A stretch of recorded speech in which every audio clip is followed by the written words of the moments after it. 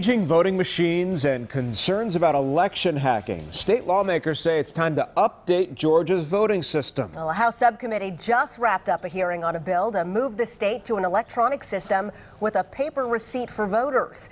Fox 5's Claire Sims is live at the state capitol. And Claire, there's a lot of interest on this statewide.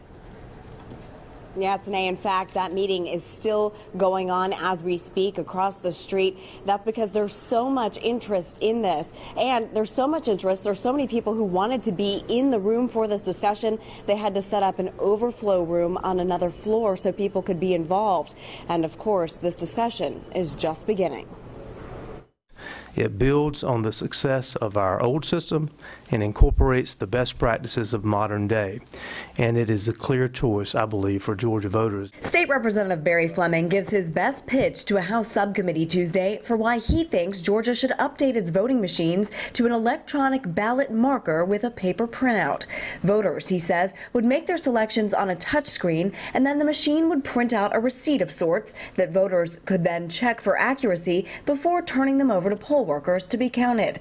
County officials would then run the ballots through a scanner to tally the votes. But many Georgians want to do away with any electronics in the voting booth and go back to hand-marked paper ballots.